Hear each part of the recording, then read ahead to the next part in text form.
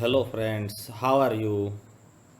આજે એક ધોરણ 7ના યુનિટ 1 સેમ 1 એક્ટિવિટી 5ના નવા વિડીયો સાથે હું હાજર છું. તો સૌપ્રથમ આપણે એક્ટિવિટી 5ના સ્પેલિંગ જોઈ લઈએ, થોડીક એની વોકેબ્યુલરી જોઈ લઈએ. વોકેબ્યુલરી કયો, સ્પેલિંગ કયો કે પછી ગ્લોસરી કયો, એમાં શબ્દોનો જ સમાવેશ થતો હોય છે, સ્પેલિંગનો સમાવેશ થતો હોય છે. તો આપણે થોડા આના સ્પેલિંગ જોઈ લઈએ.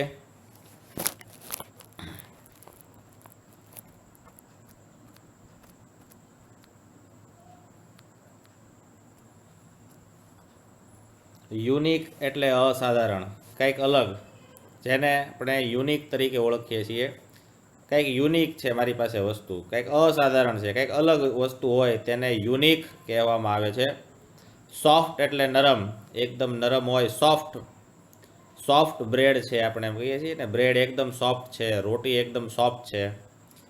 રિયર એટલે પાછળનું, REAR, રિયર એટલે પાછળનું. વ્યૂ એટલે દ્રશ્ય અને મિરર એટલે કાચ. રિયર વ્યૂ મિરર એવો આખો શબ્દ હોય તો પાછળનો કાચ એવો અર્થ થાય છે, રિયર વ્યૂ મિરર. ત્યારબાદ છે રિવર છે, રિવર શબ્દ છે, RIVER, રિવર એટલે નદી. BANK, બેંક એટલે કિનારો. આપણે બેંક એટલે ઓલી પૈસાની લેવડ દેવડ થાય એને જ બેંક સમજીએ છીએ, પણ બેંકનો એક બીજો પણ અર્થ થાય છે, જેનો અર્થ થાય છે કિનારો. રિવર બેંક એટલે નદીનો કિનારો. ફ્લોક ઓફ બર્ડ્સ, ફ્લોક એટલે ટોળું, અહીંયા આગળ ફ્લોક એટલે પક્ષીઓનું ટોળું હોય ને એને જ ફ્લોક કહેવાય. પશુઓનું ટોળું હોય એને હર્ડ કહેવાય, માણસોનું ટોળું હોય એને ક્રાઉડ કહેવાય. તો અલગ અલગ પ્રકારના ટોળાને અલગ અલગ શબ્દથી અંગ્રેજી ભાષામાં સંબોધવામાં આવે છે. તો અહીં પક્ષીઓનું ટોળું છે એટલા માટે ફ્લોક ઓફ બર્ડ્સ એમ કહેવામાં આવ્યું છે. થ્રિલ એટલે રોમાંચ. થ્રિલ શબ્દનો અર્થ શું થાય? રોમાંચ. આપણે ચકડોળમાં બેસીએ, ઊંચા ચકડોળમાં બેસીએ તો આપણને કેમ આમ પેટમાં ગલગલિયા જેવું થવા માંડે ને, એને રોમાંચ કહેવાય છે, અને અંગ્રેજીમાં એને થ્રિલ તરીકે ઓળખવામાં આવે છે. હોરર પિક્ચર આપણે જોતા હોઈએ, ભૂતનું પિક્ચર, અને કેવું આપણને રોમાંચ થાય, તેને અંગ્રેજીમાં થ્રિલ તરીકે ઓળખવામાં આવે છે. LEAF, લીફ એટલે પાંદડું. એક પાંદડું હોય તો એને લીફ કહેવાય, પણ ઘણા બધા પાંદડાઓ હોય તો તેને લીવ્સ કહેવામાં આવે છે. લીફનું બહુવચન થાય છે લીવ્સ. લીવ્સ એટલે ઘણા બધા પાંદડા હોય તેને લીવ્સ તરીકે ઓળખવામાં આવે છે. તો મિત્રો, આપણે આના સ્પેલિંગ જોઈ લીધા. હવે આ એક્ટિવિટીનું એક સરસ મજાનું આપણે એનિમેશન નિહાળવાનું છે, જેનાથી આખી એક્ટિવિટી તમને બહુ સરસ રીતે સમજાઈ જશે. તો ખૂબ ધ્યાનથી આ એનિમેશન જોજો, અને આ જેટલા સ્પેલિંગ આપણે અહીં તમારી સ્ક્રીન ઉપર આપણે લખ્યા છે તે બધા સ્પેલિંગ એક વખત તમે લખી નાખજો અને પાકા કરી નાખજો, જેથી તમારું અંગ્રેજીનું શબ્દ ભંડોળ ખૂબ જ વધી જાય. તો ચાલો મિત્રો, આપણે નિહાળીએ એક સરસ મજાનું animation. 5. Smile in the mirror. It was 11th April 2011. 11મી April 2011નો દિવસ હતો. It was Tejaswini's 12th birthday. તે તેજસ્વીનીનો 12મો જન્મદિવસ હતો. Her father gifted her a beautiful bicycle. તેના પિતાએ તેને સુંદર સાયકલ ભેટ આપી. It was a unique bike.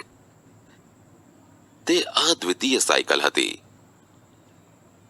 Blue in color, a soft seat, a little bell, and a rear view mirror. રંગે ભૂરી પોચી સીટ, એક નાની ઘંટડી અને રિયર વ્યૂ મિરર એટલે કે પાછળનું દ્રશ્ય દેખાડતો અરીસો. When Tejaswini saw her bicycle, જ્યારે તેજસ્વીનીએ તેની સાયકલ જોઈ ત્યારે તે બોલી, Wow! Wow! She felt proud. તેને ગૌરવની લાગણી થઈ. She placed her foot on left pedal and yelled.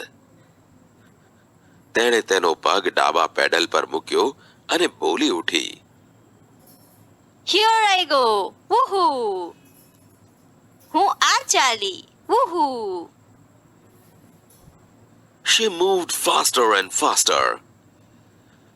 તે વધારે અને વધારે ઝડપથી ચાલી. She went to the river bank. તે નદી કિનારે ગઈ. She enjoyed riding the bicycle on this rough path. તેણે આ ખરબચડા રસ્તા પર સાયકલ ચલાવવાનો આનંદ માણ્યો. She was riding at the top speed. તે તેજ ગતિએ સાયકલ ચલાવી રહી હતી. Then she noticed a red button near the bell. પછી ઘંટડી પાસેના લાલ બટન તરફ તેનું ધ્યાન ગયું. What was that? તે શું હતું? She pushed the button. તેણે બટન દબાવ્યો. Lo and behold. જુઓ તો ખરા. There came out a big fan on the rear wheel. પાછળના પૈડા ઉપર એક મોટો પંખો બહાર આવી ગયો. The fan started rotating. પંખો ફરવા લાગ્યો. Vroom, vroom. Vroom, vroom.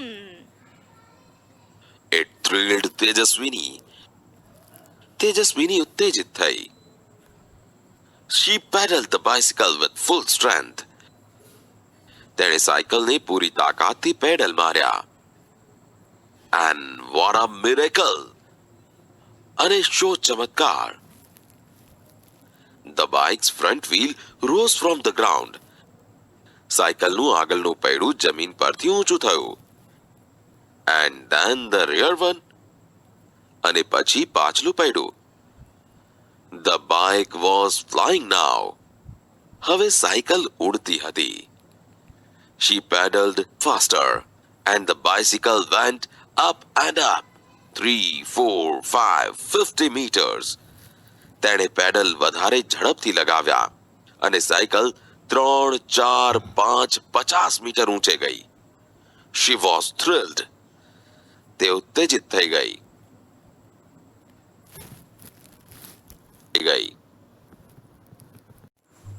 Now she was flying over the river. હવે તે ઉડતી હતી નદીની ઉપર. She looked down. તેણે નીચે જોયું. Oh, is that a kite in the river? અરે, શું નદીમાં પતંગ છે? It was a boat. તે હોડી હતી. She turned the handle towards her village.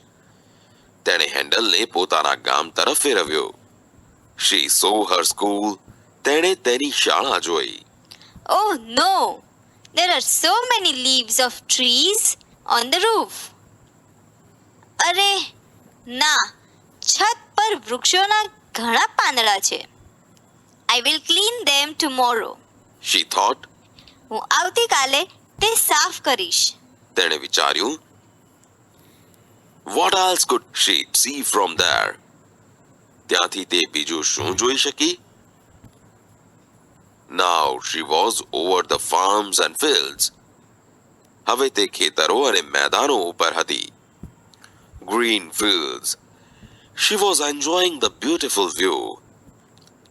લીલા ખેતરો, તે સુંદર દ્રશ્યોનો આનંદ માણી રહી હતી.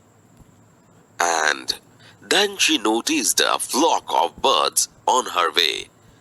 અને પછી તેના રસ્તામાં તેણે એક પક્ષીઓનું ટોળું જોયું. She applied the brakes.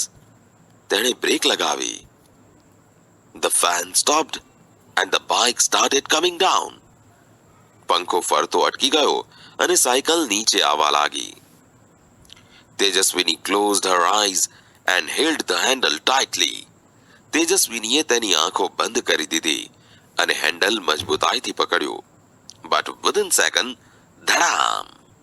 પરંતુ થોડી જ સેકન્ડમાં ધડામ! She cried out. તે બૂમ પાડી ઉઠી. Oh, Ma! She opened her eyes. તેણે તેની આંખો ખોલી. Oh my God! It was a dream. હે ભગવાન! તે સ્વપ્ન હતું. She got up, washed her face and looked into the mirror. તે ઉઠી, તેનું મોં ધોયું અને અરીસામાં જોયું. It was a dream this time, but it will not be a dream forever. હમણાં તે એક સ્વપ્ન હતું, પરંતુ તે હંમેશા માટે સ્વપ્ન રહેશે નહીં. She promised herself. તેણે પોતાની જાતને વચન આપ્યું. I will make a bike like this and fly over my village. હું આના જેવી જ એક સાયકલ બનાવીશ અને મારા ગામની ઉપર થઈને ઉડીશ. She smiled at herself in the mirror. તે અરીસામાં જોઈને હસી.